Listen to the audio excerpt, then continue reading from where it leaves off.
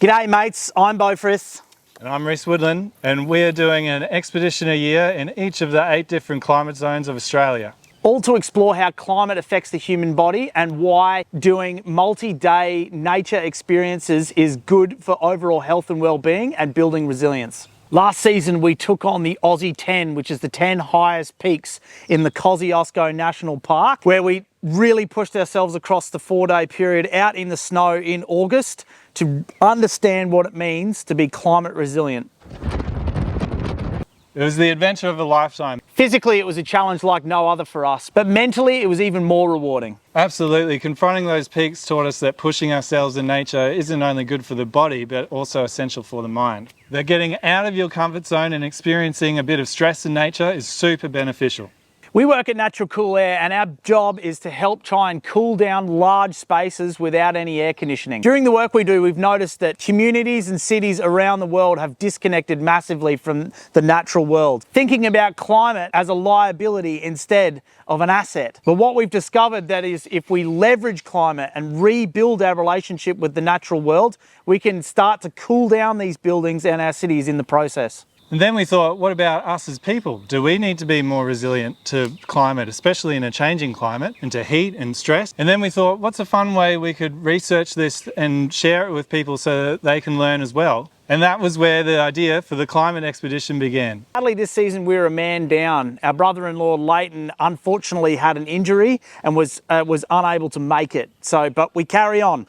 So join us as we explore Australia's climate zone number 1, the tropics in the Whitsunday Islands, as we unlock the secrets of resilience in nature.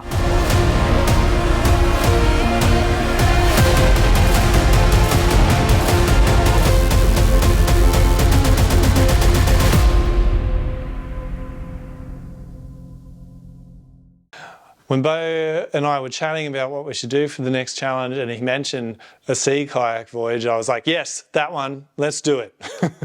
I didn't even care about the other options. That was the one I wanted to do because I love the ocean so much. I've always felt a deep connection with it. And what better place to do a sea kayak voyage than in the Whitsundays? With our choice of climate zone this year, we have gone climate zone 1 because it was the polar opposite to what we did last year in the Alps. We wanted that complete flip and try something new. So climate zone 1 is tropical, which is hot, humid summers and warm winters. It's pretty hot, pretty much consistently once you get to the north of Queensland, but that humidity really plays a major role in how our bodies regulate our thermal temperatures. The plan of attack is to motor from Shute Harbour to Whitehaven Beach, where we'll set up camp for our first night. From there, we begin paddling along the stunning Whitsunday Island coastline, tackling our first 20-kilometre stretch to reach our next destination, the camp. On day 2 of paddling sees us navigating the treacherous Whitsunday Hook Island channel as we make our way up to Crayfish Bay on Hook Island. On day 3, we'll brave the winds and swells for an epic 22-kilometre journey from Crayfish Bay back through the channel and onward down to Dugong Beach for our final night. From there, it's a homeward stretch to Shute Harbour with a total distance of just over 50 kilometres, and after we'll need a much-needed pub meal and a cold beer await to celebrate the adventure.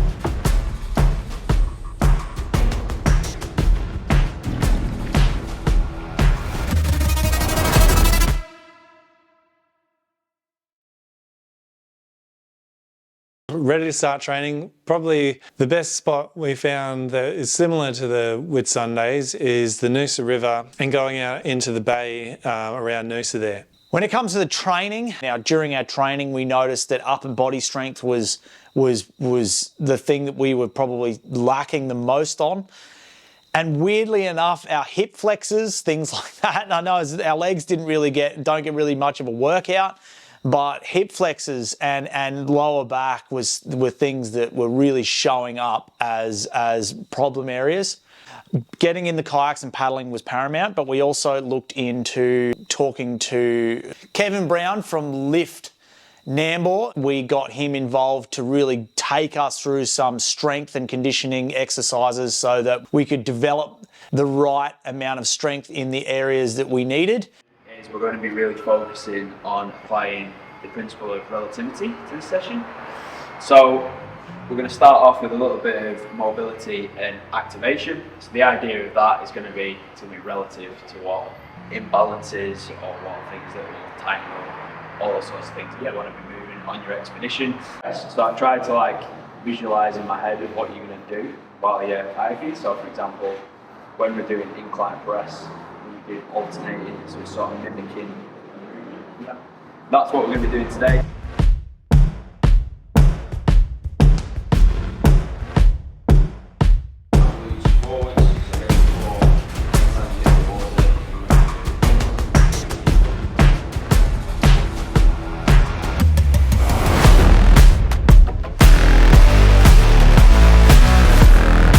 Front, reach back, far and really open.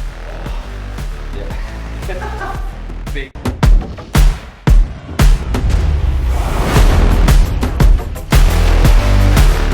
Should have a nice natural arch in the spine. Head in neutral.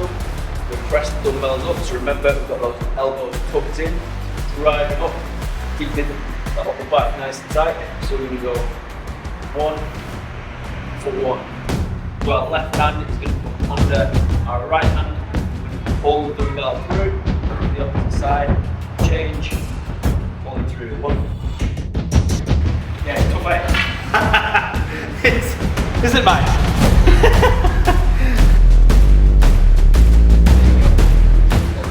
Just 6 each side. Focus on trying to keep those shoulders squared to the ground.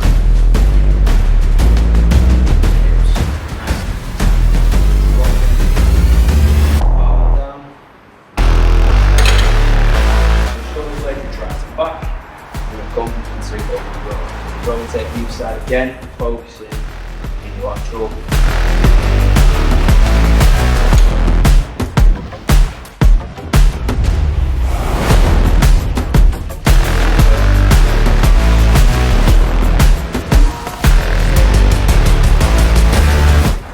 Elbows, squeezing that upper back nice and tight, nice, in control.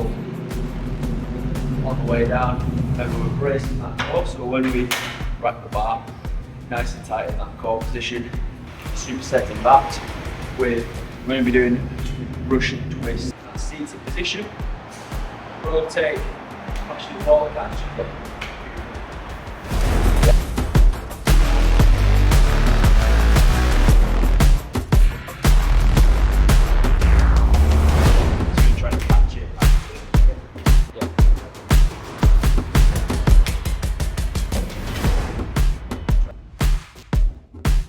Thanks, man. Yeah. Appreciate it.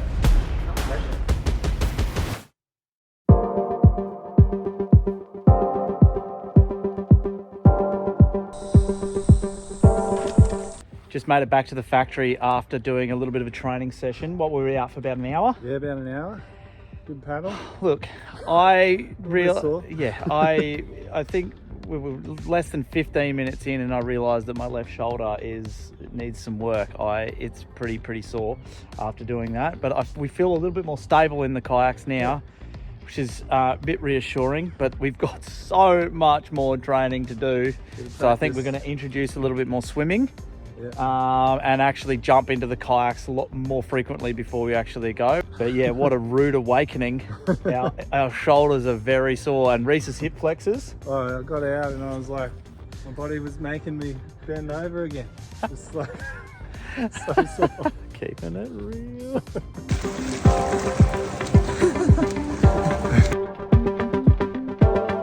So I think that maybe our problem might be with the tipping, and that is the fact that they're a bit too buoyant. Yeah.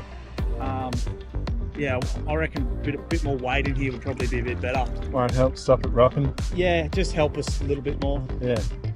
Just finished up at your Monday pool, cutting about a K in the water this morning, just before work. Reese and I found ourselves that we need to do a lot more swimming in order to prepare for our kayaking trip up in the Whitsundays. Our shoulders are definitely feeling it, but after a few days of swimming, definitely feeling a lot better. Honestly, today is absolutely magic. Yeah. Can't stress this enough. Having the weight, extra weight in these kayaks has made an unbelievable difference. Hey, they were super tippy before. We were like getting in them and they were like almost throwing us out. Every sort of wave we would go over, it would almost launch us out of the kayak. And now we filled up a bunch of water bottles, put a bit extra weight in them, and it's made a huge difference. Kept them nice and buoyant. Well, it's actually displaced the water a lot better and kept them not so tippy. So it's made us a little bit more confident in when it comes to being out in the open ocean up in the Whitsundays, which is going to be pretty wavy up in some of the parts in the passage, and especially when we start to circumnavigate Whitsunday Island. Kind of avoid the strong current just over there, and we run aground.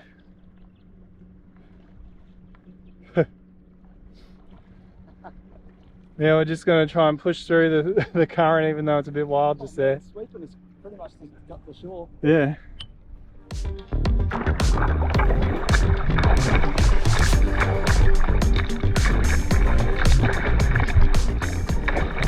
How you feeling?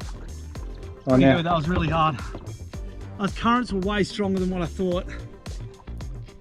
You didn't notice it paddling out. Yeah. As I guess it was like an absolute dream. But because we were going, it's taken us the same amount of time to paddle just that small distance as what it took us to paddle out. Yeah. All the way. Yeah. So. Definitely makes a difference going with the current. Oh my God. And it was a good test to like feel it that strong, because we've been pretty lucky with the tides. I feel like the whole idea is to try and build some proper arm strength. Yeah. To be able to deal with, because the currents up there get pretty wild. So we've been told. So it's about knowing when they are and when they're happening, and hopefully we can work around it and work with it and build up those shoulders.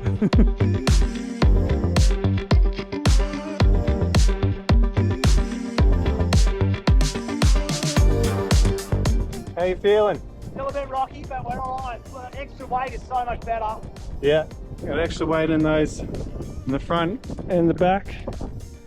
It's way more sturdy now. I'm feeling a lot more confident out in the open water.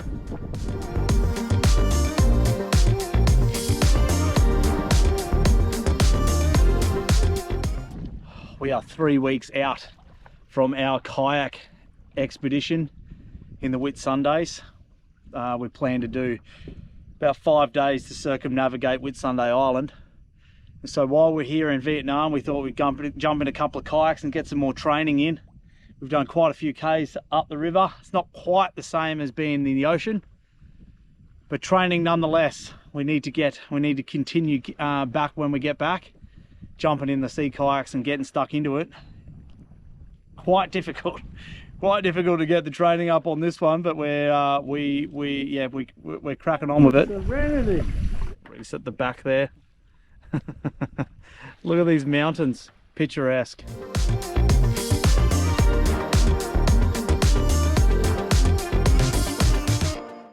Day 1, and we get to the boat ramp at Chute Harbour to launch out and head off to Whitehaven Beach. Now, after learning a little bit more about the Whitsundays and learning about how rough the seas can actually still get up there, we decided that we wanted to get a support boat as well, and which was piloted by Mr. Dean Frith, which was good. It was good to have him on board because we knew that if anything major really happened, we had something to fall back on. We were lucky enough to have the legends at Breakaway Marine lend us their new Gale Force Momentum 4.2 metre centre console as our main support boat. It handled beautifully and gave us everything we needed to get this trek done.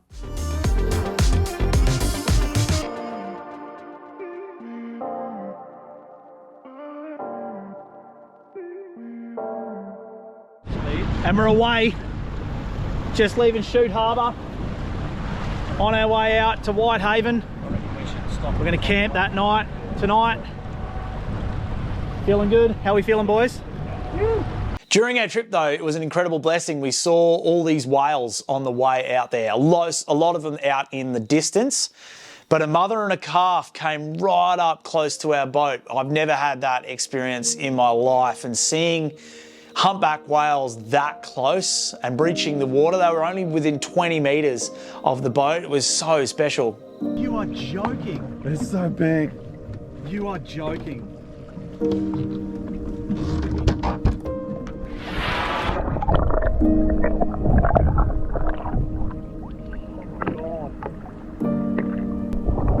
don't know.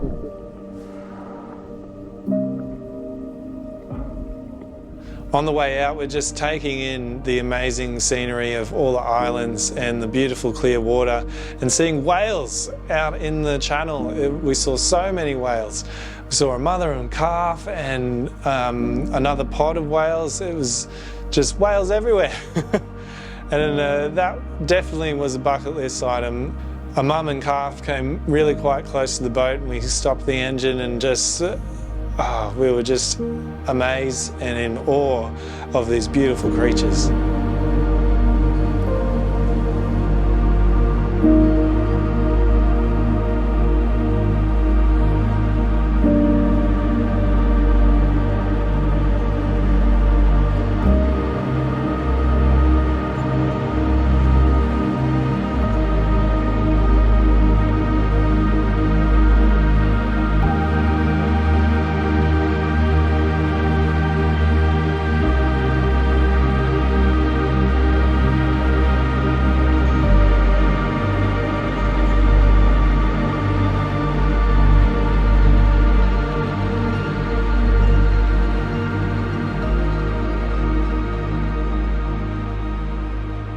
The water is so calm and glassy as we're going out from Shute Harbour. It actually would have been the perfect day to paddle across the channel there out to Whitehaven. But we just wanted to make sure we could get out to Whitehaven, so we decided to go in the boat. And we were kind of kicking ourselves that we didn't paddle that day. Plus, we could obviously take a lot of the nutrition and hydration products that we needed, which we sorely missed in season 1. The fact that we had that support boat was really, really good. Also bringing in Kate Primavera from Active Nutrition to help us understand more about the nutritional things that we needed to, or decisions that we needed to make. Big difference, and like I said before, when it came to the nutrition that we took with us in the Alps, we were seriously lacking and we didn't really focus on recovery at all, and we definitely were not taking on the right amount of calories.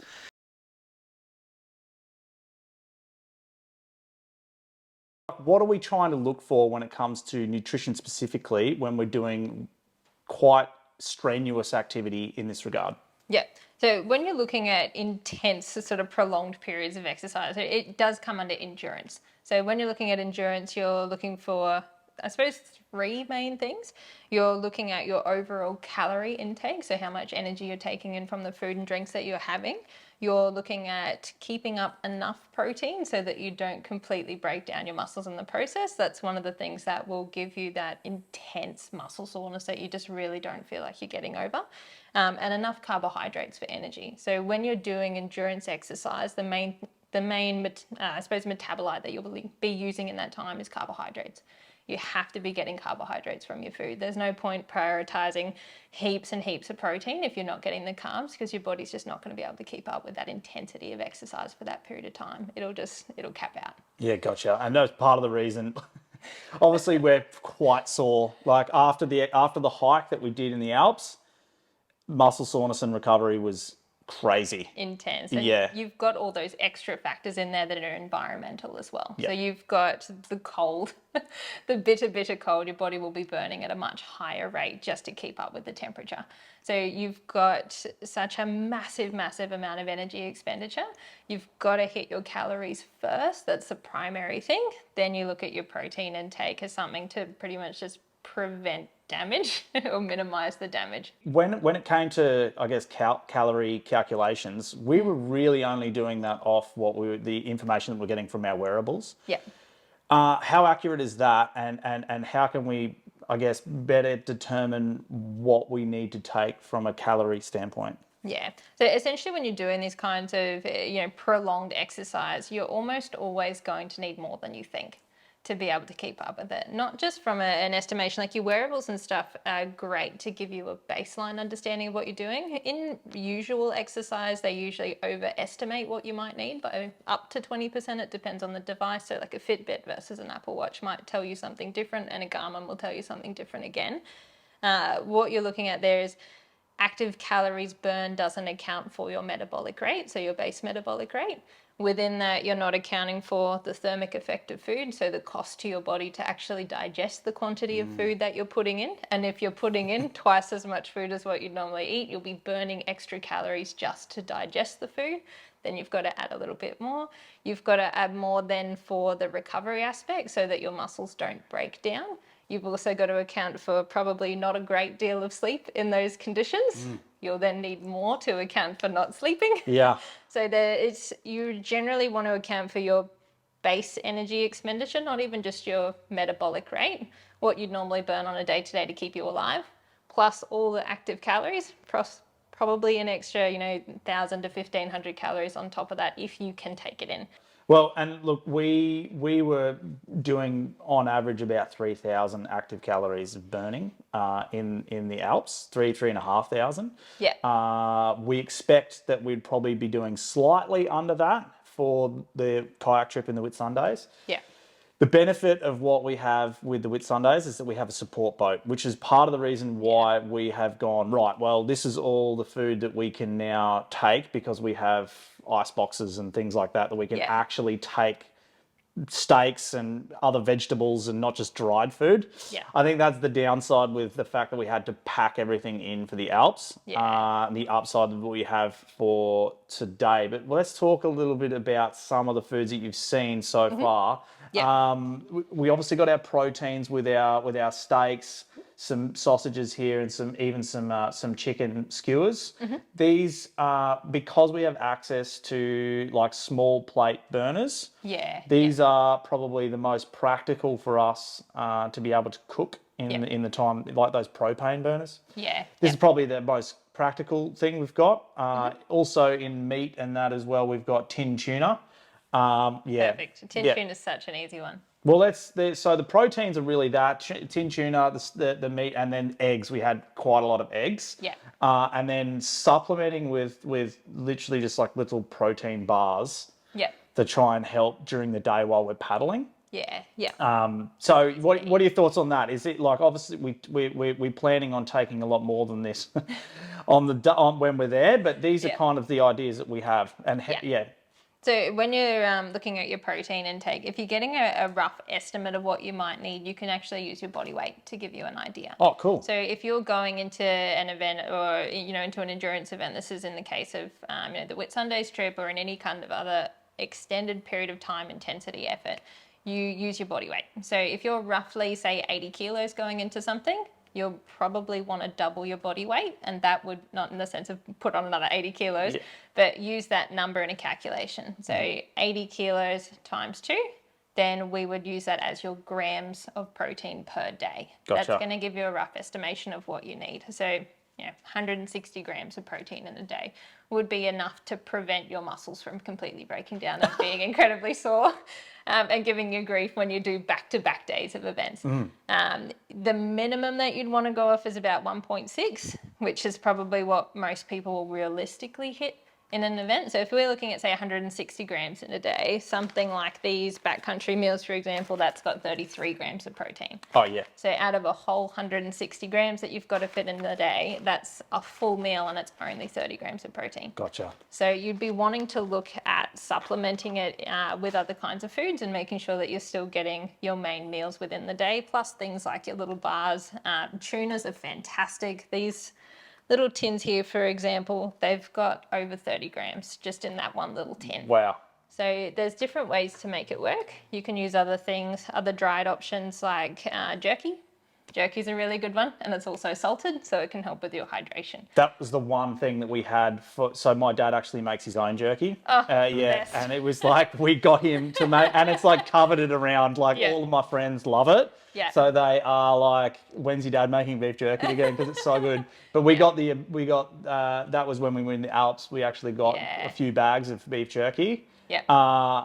What happens like with the beef jerky process? Is it just that it condenses it down into like smaller bite-sized bits? It essentially just strips the water volume. Got you. So it's basically that, but with no water. Yeah. So it means that it's a lot easier to carry with you. It's a lot more compact. You obviously still want to drink water alongside it, but when you're looking at getting in large volumes of food, if you take the water component out, you can fit a lot more in. Yeah. So it's just easier to get more nutrition that way. Like in a little serving of beef jerky, you can usually get up to 30 grams of protein in it. Interesting. But if you're looking at, say, trying to eat that versus eating a pack of jerky, what's a lot easier to get down? Yeah. Which one can you keep eating for a longer period of time? Yeah. So it's trying to get nutritious sources as well as dense sources. Yeah, got you. Yeah.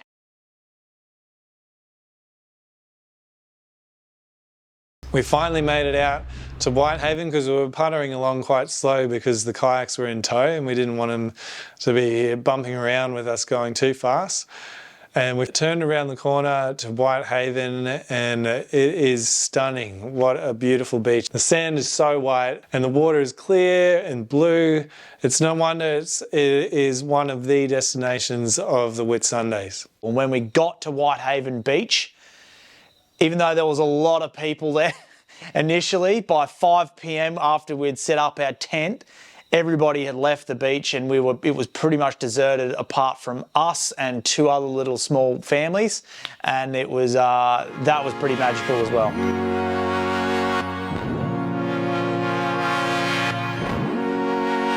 As the day winds down, the nerves for tomorrow are definitely starting to set in. We're focused on getting some much needed rest and loading up on enough calories to fuel the 20-kilometre stretch to our next campsite. Every paddle stroke, every training session over the last 6 months has led us to this moment. We know it's going to push us to our limits, but that's exactly why we're here.